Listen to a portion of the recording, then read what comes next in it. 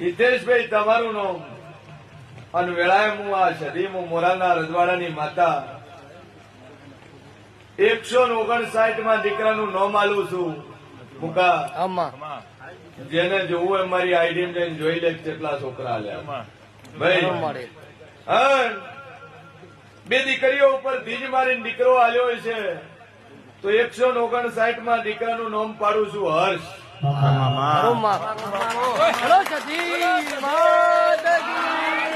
વગર પાવૈયા માતા